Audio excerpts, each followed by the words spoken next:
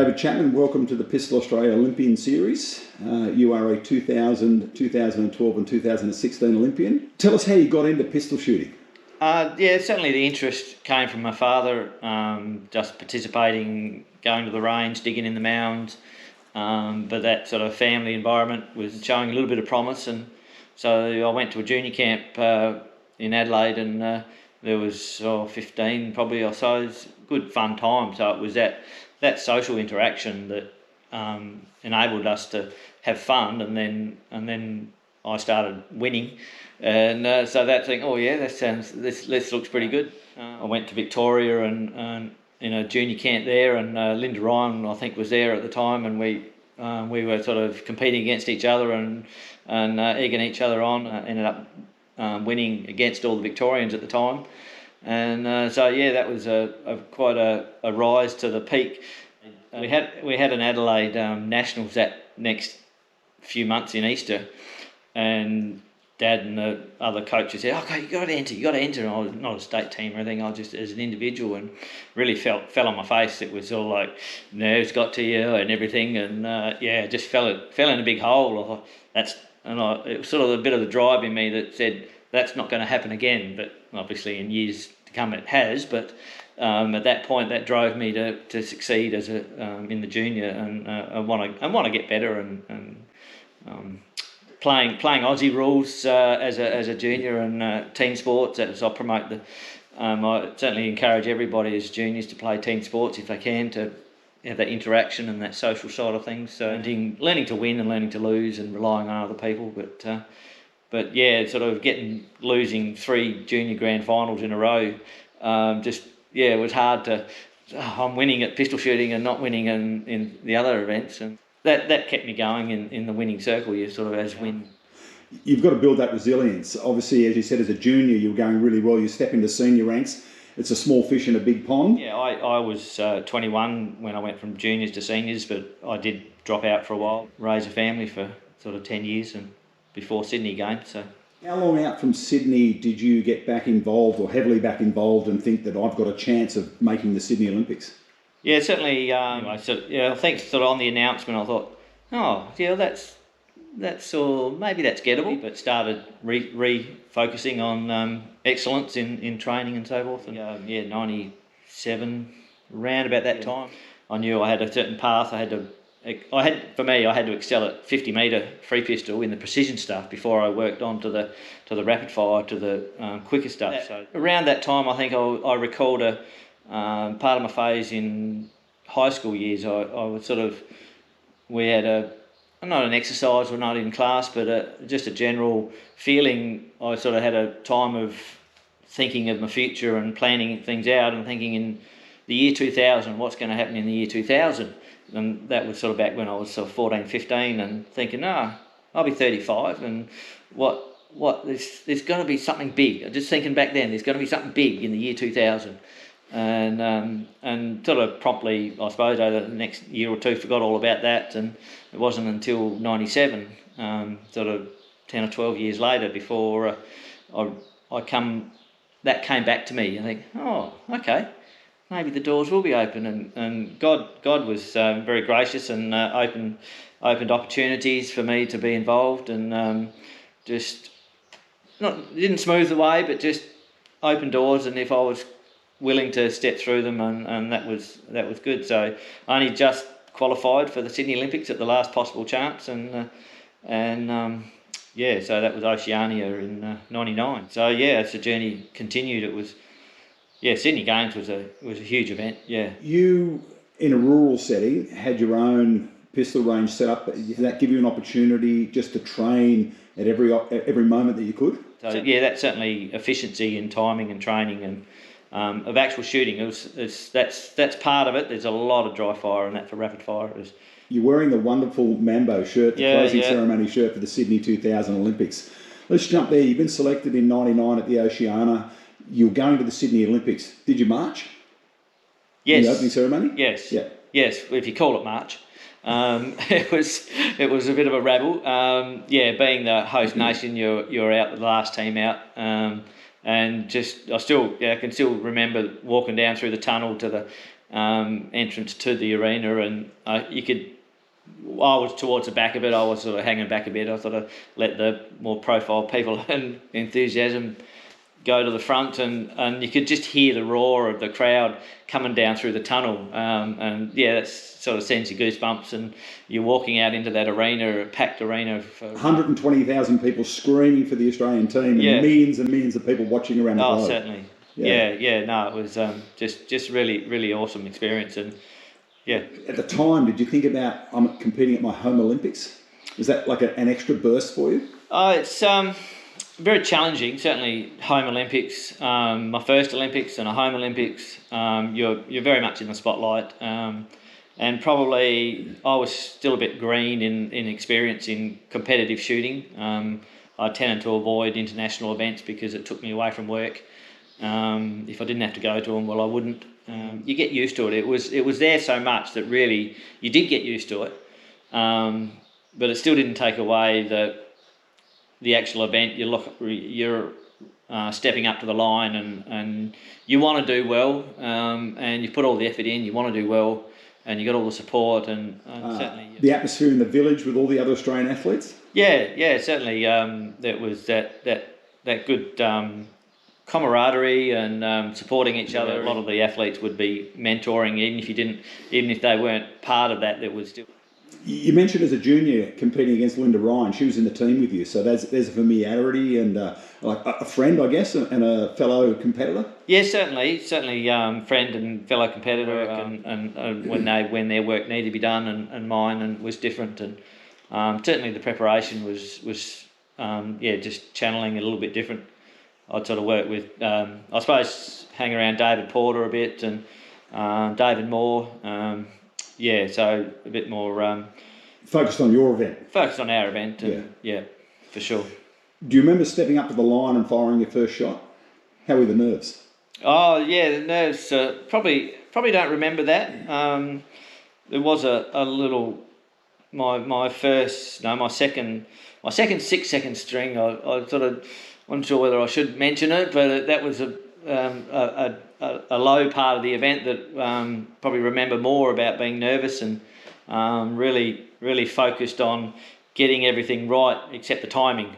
And so in the first 6 I was just a little bit, I suppose, tweaking the shots and whatever, and then the second series I knew what I had to do, so I focused on the intricacies of it all, but didn't actually focus enough on the timing, and so I was just a little bit too late.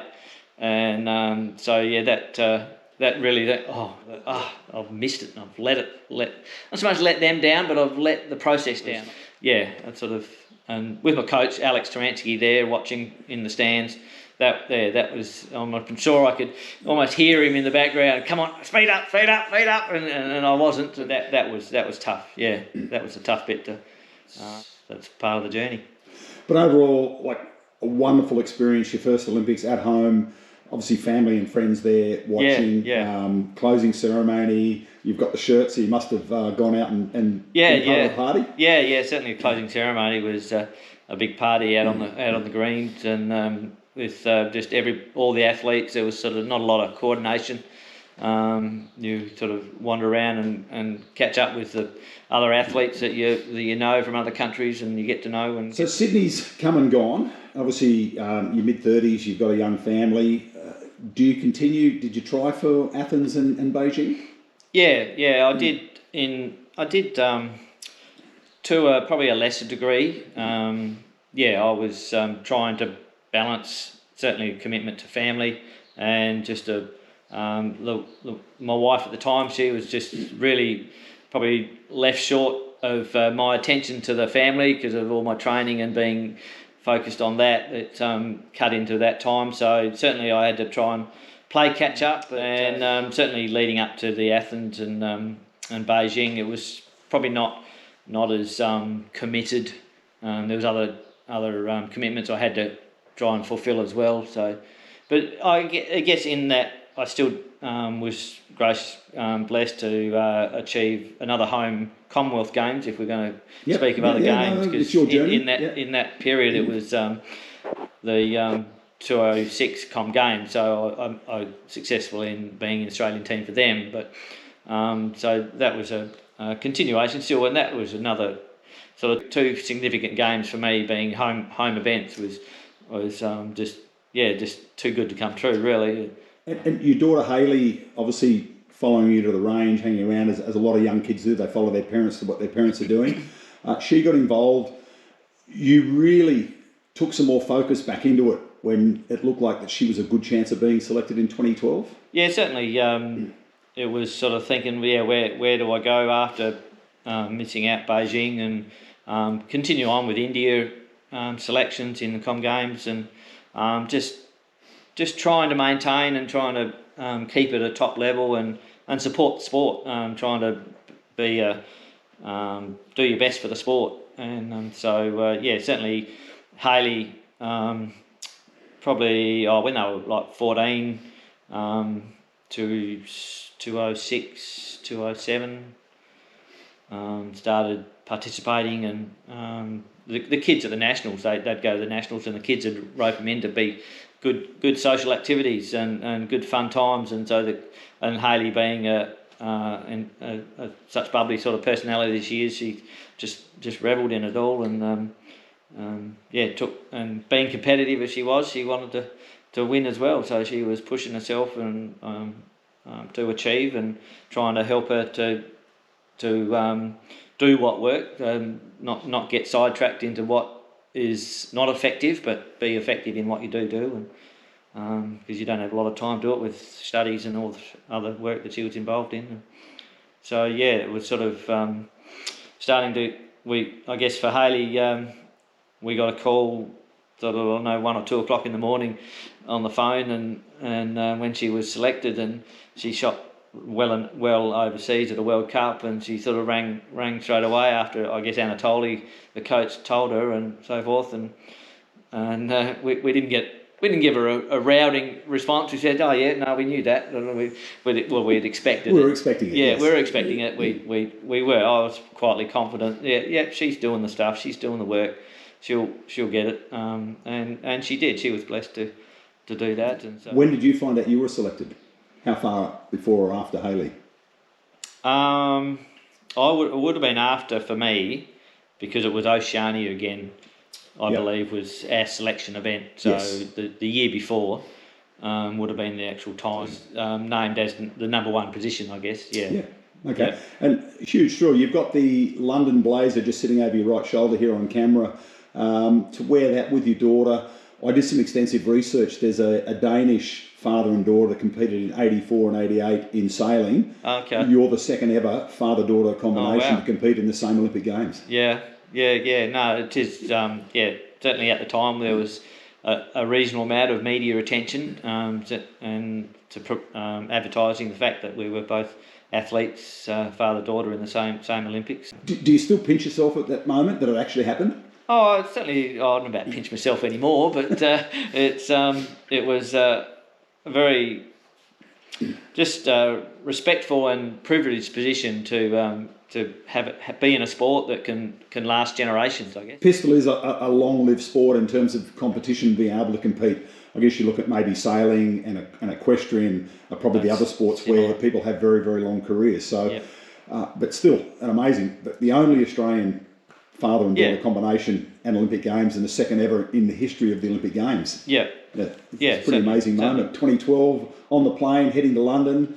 Again, did you guys get to march together? Yes. No, we did march together. I tried to keep tabs of where Hayley was so that we could gather together at a point out on the arena to get a picture or two together. And I wanted for her to have the experience as well by herself in some aspects of it, for sure. Walking around and actually picking out Australians in the crowd and actually targeting them to wave to them, and that was fun to do that. Yeah.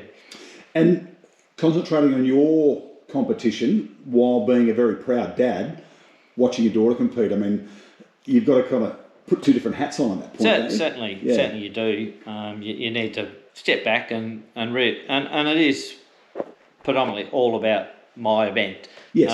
And so I was really focused on my event, I was really pleased with how things were going, and Anatoly was working with us to make sure we had that opportunity to media discussions, but also step back and be switched on when we need to be switched on. So, did the press in London follow the story about father-daughter? A little bit. Yeah, more the Australian, probably the Australian contingent within. A magical moment as a family to go there together, to compete, to come away proud again. 2 Olympics for you, 1 for your daughter. You must be on top of the world. Yeah, it was 2 Olympics, 2 very memorable and significant in World Olympics, and that's when you pinch yourself. Like opening and closing ceremonies are very special. Again, party time in London at the end. Probably by that stage, I was probably less inclined to be the party goer. Certainly a bit more sedate closing ceremony for me. International friendships you've made across your 2 Olympics, you keep in contact with some of those people? Certainly Olympics and Com Games, there's a bit of commonality there. Certainly a couple of Indian team athletes kept a little bit of camaraderie with. And you obviously had that spur to keep going further along. Over your left shoulder is the Rio jacket, which is quite a nice bright and white green jacket. A bit more white. Yeah, so 3 Olympics, again, an amazing career. It was certainly a privilege to get the 3rd one, longevity. I was probably, mindset was to remain at the top as for the pushing the next group coming along, trying to make them catch you, make them catch me, to spur them on a bit, try and encourage them to, and try and help them if I can, add any advice along the way. So probably wasn't aiming for achieving selection and being number 1 for the Rio Games, but that is just the way the whole selection worked out. And how different was Rio? I mean, Sydney and London are both English-speaking countries. You go to Rio, it's a significantly different country. Oh, well, I wasn't one to go sightseeing and travelling around as much, but certainly English-speaking, there was sort of no trouble with communication. As you drive from the accommodation to the range, the housing and the conditions, it's just how privileged we are. Well, massive support from Australians in Australia, massive support obviously in London, huge crowds. Portuguese didn't disappoint too. They turned out in droves to watch the sport right across the Rio Olympics. Certainly. So you must be feeling like a veteran by the time you get to Rio, your 3rd Olympics. You must be feeling pretty comfortable in that position. Certainly in the situation, it was a bit more relaxed, but still focused on. And probably what I remember is I was actually watching the other athletes as much as I was training and practice warming up and that sort of, just seeing, what do they do different, or what, probably getting into a coaching mode, I suppose, in the mindset a bit, and thinking, okay, well, what I've sort of had over the years, I've had the best coach anybody could ever have with Alex Taransky for rapid fire, and his knowledge that's come out of Europe and so forth, and he's shared to some. He's a multiple Olympian as a multiple Olympian as he was, so it was sort of like, well, okay, what do they do different, and trying to just pick differences amongst it all and that, and similarities, and so that was really good. I was pleased with my preparation and the evolution of your preparation across from Sydney right through to Rio. I mean, do you change your shot process much? Have you just evolved and refined what you're doing? Probably, it's certainly evolving, trying to, I guess you refine your breathing, you refine your shot, your mental process about how to address the first shot and what to do after that, how you continue on, but certainly the physicality side of it all, it's just fine-tuning that. In terms of training, much physical training, muscle work, obviously a lot of dry fire? Very, very, very much a physical dry fire process of learning muscle memory, whatever you might call it, that being able to move eyes closed, eyes shut from target to target and lift to the first shot. So it's very much attuned to that, and the eyes, everything is on the eye, so you need good eyes to... the younger the eyes, the more reactive you are and receptive to what you see. You can tweak it as you're going along But as you're getting older, the time lapse is a little bit different, so you've got to be a bit more critical. You had to evolve, obviously, because everybody ages and the eyes eventually go, so you adapt as you get older? Yeah, certainly adapt. I've had to use corrective lenses to be able to see the sights clearly and keep that focus. And so, yeah, you do adapt and modify it all, and you find out what works. So you work smarter. And you went back to your younger self. What would you tell yourself, and would you do it all again? Oh, yeah. Lots of things you tell yourself, and some things you'd do again, some things you would certainly change, for sure. And certainly to do it all again, probably train harder. You do a bit of coaching now, and that's the sort of advice you give to young shooters. Obviously, there is no shortcuts. Certainly, work hard, and when you think you've worked hard, work harder. With the shortcuts, there is no getting away from the watch your sight, squeeze the trigger, and follow through. There's no secret remedy sort of thing, but there's easier ways to do it, and there are harder ways. There's not necessarily any right way or wrong way. If you can shoot a 10 in your technique and reproduce it, that's well and good. You'll go on to be a champion. But there's an easier way of doing things, and I'll try and start new people off on the easier way to learn. But so looking back across your 3 Olympic Games, are there moments that stand out as highlights, whether they're part of competition or just things that happen around the Olympic Games? As far as highlights, lots. Yeah, for me, marching with Hayley in the London Olympics was in the arena. That was probably one of the highlights over everything. As far as results go, if we're talking Com Games results, blessed with a gold in the Glasgow Games in 2014. 2014 for me was probably results year, was a really fantastic year. I shot a PB in 2014. I shot a PB in an Oz Cup in Brisbane. One of my 49 shooting a PB. And I thought, wow, okay, what's next, Lord? So I had no expectations going to Glasgow. It was just a good event. I was so blessed to have that opportunity to travel to Glasgow with my wife at the time, and being able to train in the mornings and then have the afternoons off. So in the afternoons with Bruce Quick and his partner Jane at the time, we went and ventured around to some of the castles and enjoyed the countryside, and it was a holiday amongst the discipline of competitive shooting, and it was just a good balance to be able to switch off and then have a sleep and then really switch on, regroup, do your stuff in the morning and then have a break in the afternoon, and just a good mix. That's probably something I'll appreciate for the rest of my life.